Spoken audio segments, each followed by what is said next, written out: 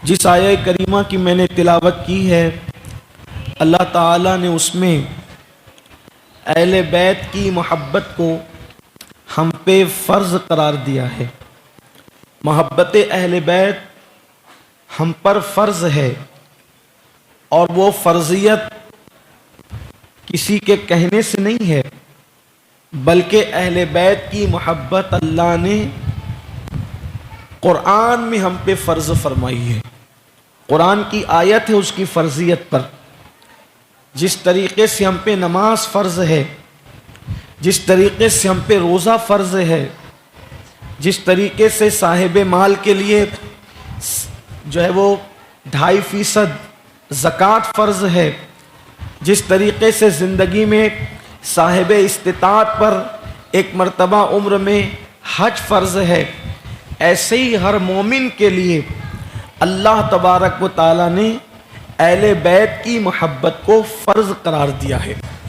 और ये मसला कुरान से जो निकाला गया है, अख़ज़ किया गया है, इसमें ये मेरे और आपकी दिमाग की उपज नहीं है, बल्कि इमाम बुखारी जैसे लोग जिनके मुक़ल्लिदीन में आते हैं, वो इमाम मोहम्मद इब्न इदरीस शाफ़ई रहमतुल्लाह अलैह अपने मिसरों में फरमाते हैं कि अहले बैत की मोहब्बत हम पे फ़र्ज़ है। जद्दुल मुमतार में इमाम अहले सुन्नत ने उसको नकल किया है। इमाम शाफ़ई लिखते हैं, या अहलल बैति रसूलिल्लाहि हुब्बुकुम फ़र्दुम मिनल्लाहि फ़िल क़ुरआनि अंज़लहु यकफ़ीकुम मिन अज़ीमिल फ़ख्रि अन्नकुम मन लम युसल्ली अलैकुम ला सलात लहु आलुन नबी ज़रीअती वहुम इलैहि वसीलती अर्जू बिहिम आता गदन बियदिल यमीन सहीफती। इमाम शाफ़ई रहमतुल्लाह अलैह लिखते हैं, या अहलल बैति रसूलिल्लाहि हुब्बुकुम फ़र्दुम मिनल्लाहि फ़िल क़ुरआनि अंज़लहु। ऐ नबी की अहले बैत, अल्लाह ने तुम लोगों की मोहब्बत को हम पर कुरान में फ़र्ज़ किया है। इमाम शाफ़ई लिख रहे हैं, अल्लाह ने अहले बैत की मोहब्बत को कुरान में हम पे फ़र्ज़ किया है। और कहते हैं, यकफ़ीकुम मिन अज़ीमिल फ़ख्रि अन्नकुम, क्या तुम्हारे लिए ये फ़ख्र काफ़ी नहीं है, मन लम युसल्ली अलैकुम ला सलात लहू, कि उस वक्त तक हमारी नमाजें मुकम्मल नहीं होती जब तक हम अहले बैत पे दुरूद नहीं पढ़ लेते।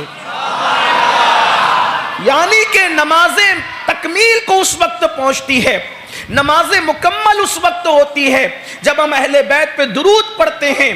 और लोग ये समझते हैं कि अहले बैत की मोहब्बतों की बातें कुछ लोग अपनी तरफ से बढ़ा चढ़ा के पेश करते हैं, लेकिन ये तो इमाम मोहम्मद इब्न इदरीस शाफ़ई कह रहे हैं। अहले बैत क्या है, अहले बैत का मुकाम क्या है, अहले बैत का मर्तबा क्या है, तो कहते हैं आलुन नबी ज़रीअती वहुम इलैहि वसीलती।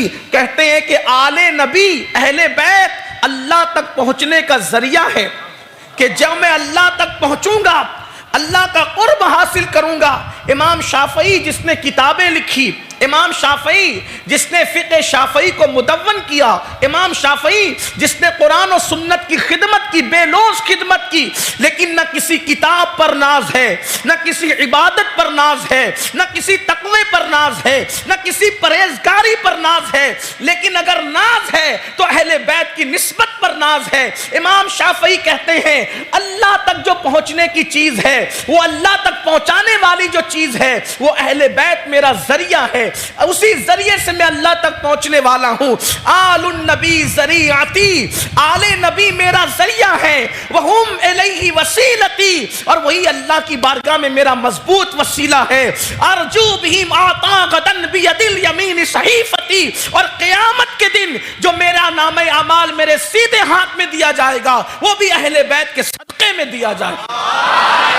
अहले बैत के सदक़े में नामे अमाल सीधे हाथ में होगा। अब पता चला अहले बैत की मोहब्बत हमारे लिए किस तरह। फिर कुरान कहता है, इल्लल मवद्दत फिल कुर्बा।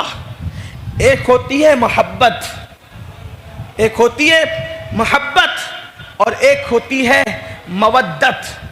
मोहब्बत और मवद्दत में फ़र्क क्या है, आप तवज्जो करें। अल्लाह ने अहले बैत से सिर्फ मोहब्बत का हुक्म नहीं दिया, अगर आप लोग शोर करेंगे तो बात इस तरह आगे नहीं बढ़ेगी। तवज्जो मेरी तरफ रखें आप। अल्लाह ने सिर्फ मोहब्बत का हुक्म नहीं दिया, बल्कि क्या फरमाया? मवद्दत। मोहब्बत और मवद्दत में फर्क क्या है? मोहब्बत और मवद्दत में फर्क क्या है? देखो, इंसान अपने बेटे से मोहब्बत करता है और बेटा अपने बाप से मोहब्बत करता है, लेकिन वक्त आने पर बेटा कभी बाप के बगैर रह लेता है और बाप कभी बेटे के बगैर रह लेता है।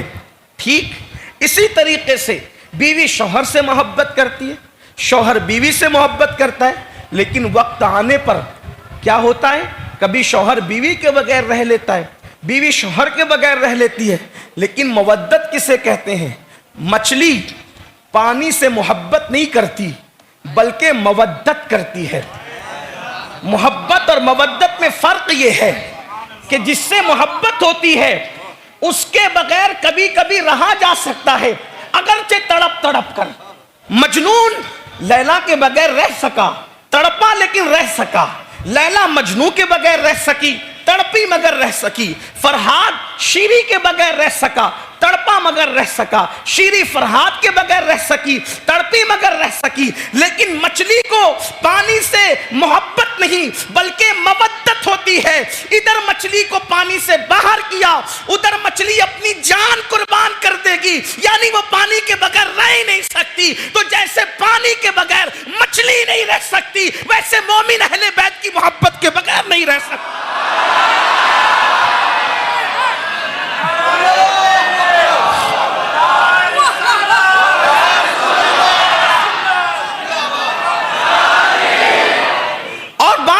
ये है कि जिससे मोहब्बत होती है मरने के बाद उससे रिश्ता टूट सकता है, लेकिन जिससे मवद्दत होती है मरने के बाद उससे रिश्ता नहीं टूटता। उसकी वजह यह है कि पानी और मछली का रिश्ता इतना मजबूत है कि मरने के बाद भी मछली पानी से अपना रिश्ता कायम रखती है। उसे निकाला जाए, उसे पका लिया जाए, हत्ता कि उसे खा लिया जाए। लोग कहते हैं, डॉक्टर भी कहते हैं, हकीम भी कहते हैं, अवाम का भी तजर्बा है, खवास का भी तजर्बा है कि मछली खाने के बाद, कोई डिश खाने के बाद उतनी ज्यादा प्यास नहीं लगती जितना मछली खाने के बाद प्यास लगती है।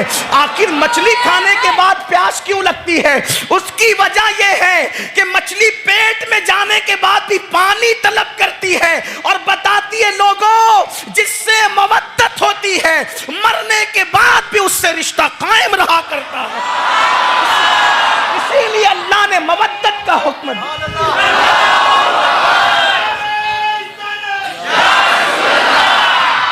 इसीलिए अल्लाह ने मोहब्बत से बड़ा मर्तबा मवद्दत का है। इसीलिए तो अल्लाह अकबर, मोमिन जो है, अब आप कहेंगे मरने के बाद रिश्ता कैसे कायम रह सकता है मवद्दत वालों से? तो आपको बताऊं, इसीलिए तो जब मेरे नबी ने फरमाया, ऐ फातिमा मैं और तुम, नबी पाक ने फरमाया, नबी रहमत ने फरमाया, सैयदुल अंबिया ने फरमाया, ऐ फातिमा मैं और तुम, हसन और हुसैन और अली, हम पांचों के पांच पंजतन जन्नत में एक साथ रहेंगे। तो सैयदा को मवद्दत वालों का की फिक्र हुई, मवद्दत वालों की फिक्र हुई, अहले मवद्दत का ख्याल आया, इसलिए कि जानती थी हुक्म मवद्दत का अल्लाह ने दिया है। कौम तो मवद्दत करेगी, कौम तो मोहब्बत करेगी। तो फौरन बाबा से पूछा, बाबा हम पांचों तो एक साथ रहेंगे, लेकिन जो हमसे मोहब्बत करते हैं वो कहां रहेंगे? तो नबी ने फरमाया, जो हमसे मोहब्बत करेंगे जन्नत में हमारे साथ रहे। क्योंकि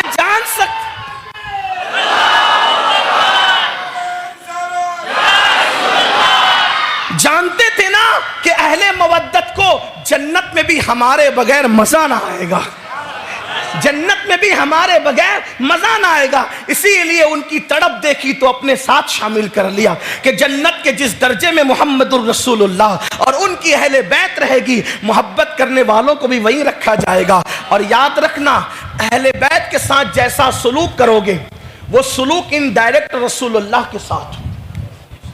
मैं अपनी गुफ्तगू को बहुत नाजुक मोड़ की तरफ ले जा रहा हूं और जल्दी से अपने अस्ल उन्वान की तरफ आऊंगा और बात वक्त पर मुकम्मल होगी। जो टाइम मुझे दिया गया मैं उस पर मुकम्मल करूंगा।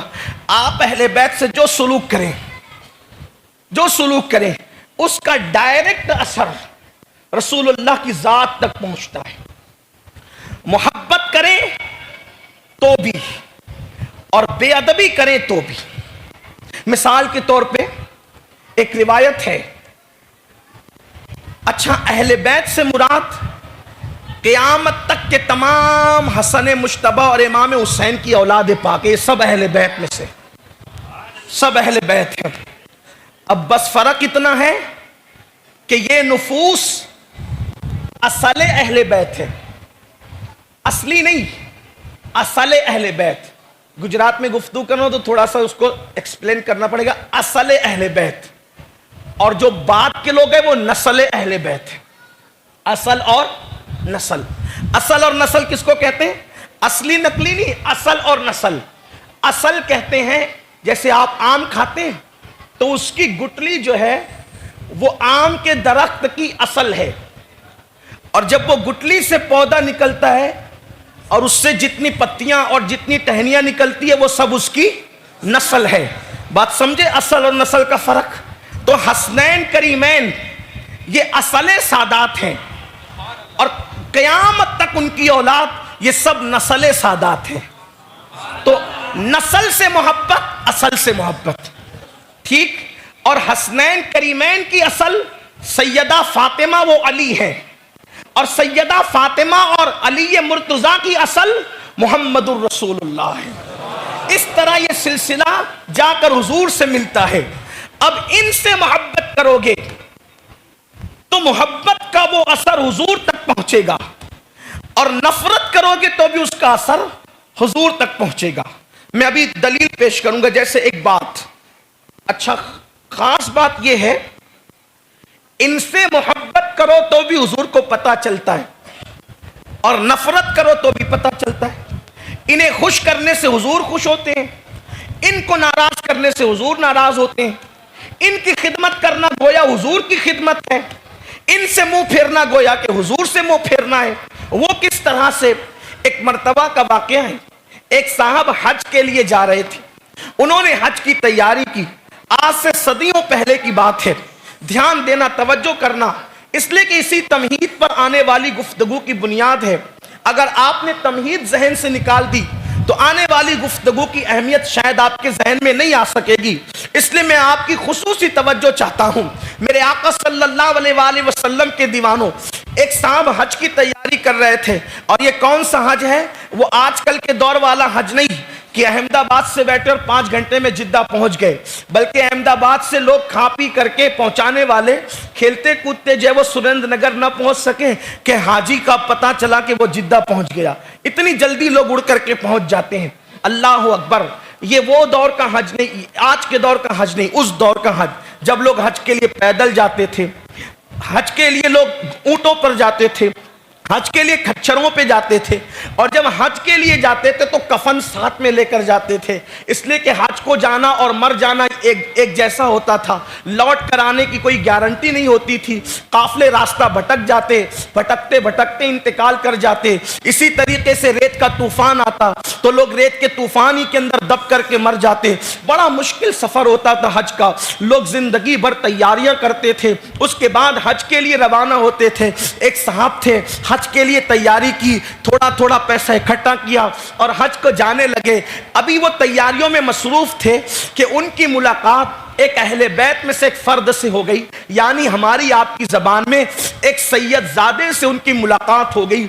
जब मुलाकात हुई तो देखा सैयदजादे के कपड़े फटे पुराने हैं, सैयदजादे के चेहरे पर मायूसी के और अफसुर्दगी के आसार हैं। उस हाजी साहब ने जो हज की तैयारी कर रहे थे, आज़िम हज थे, उन्होंने पूछा आप क्यों परेशान दिखते हैं? उन्होंने कहा कि ए हज को जाने वाले, मैं सैयद हूं और मेरे घर में बच्चों का फाका है, फाका कशी से हम गुजर रहे हैं, गुर्बत के माहौल से हम गुजर रहे हैं, कोई रोजी रोटी का इंतजाम नहीं है, इसलिए परेशान हाल है। उन्होंने कहा अच्छा आप सैयद हैं, आप हाशमी हैं? कहा हाँ हम सैयद हैं, हसनी हुसैनी हैं हम। अल्लाह अकबर।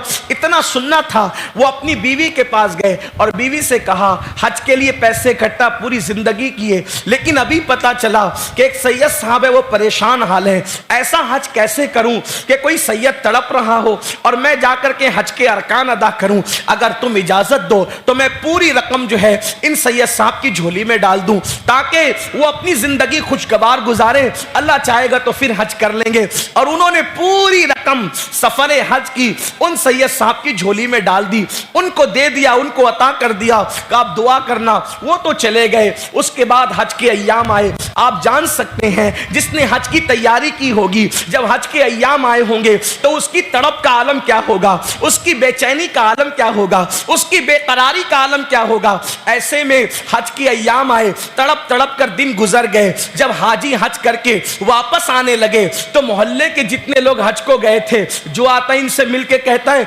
हज मुबारक हो, दूसरे लोग कहते हैं हज मुबारक हो। ये अंदर ही अंदर शर्मिंदा होते हैं, मैं हज को जाने वाला तो था लेकिन मैं हज को गया नहीं था, आखिर ये मुबारकबादियां क्यों देते हैं, कहीं मेरा मजाक तो नहीं उड़ाते, कहीं मेरा मजाक तो नहीं उड़ाया जा रहा है।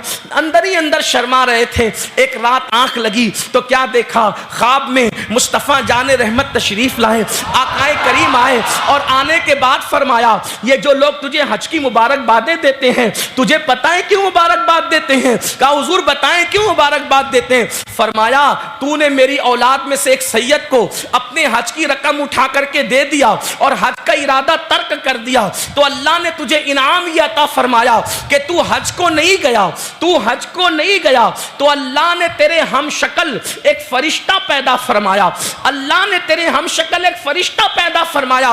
उसने इस साल भी हज किया जिसका सवाब अल्लाह ने तुझे दिया, और ये सिर्फ इस साल हज नहीं किया, अब वो क़यामत तक हर साल हज करता रहेगा और उसका सवाब तुझे अता किया जाता रहेगा। जिन्होंने खुद हज किया उन्होंने इस साल हज किया, लेकिन सैयद की खिदमत करने वाले अल्लाह ने हम शक्ल क़यामत तक एक फरिश्ते को मुकर्रर कर दिया है। क़यामत तक तो उसने जीना भी नहीं था, लेकिन क़यामत तक उसका हज होता रहेगा और उसको उसका सवाब मिलता रहेगा। अब आप मुझे बताएं, जब सदियों बाद के सादात से मोहब्बत पर इनाम ये है, तो हसन हुसैन जैसे सादात पर मोहब्बत का इनाम क्या होगा, उसका सिला क्या होगा। मेरे आका अलैहिस्सलातु व तस्लीम के दीवानों, आइए दूसरी बात अर्ज़ करूं। ये तो मोहब्बत की बात हुई, ये तो मोहब्बत का मामला हुआ। आइए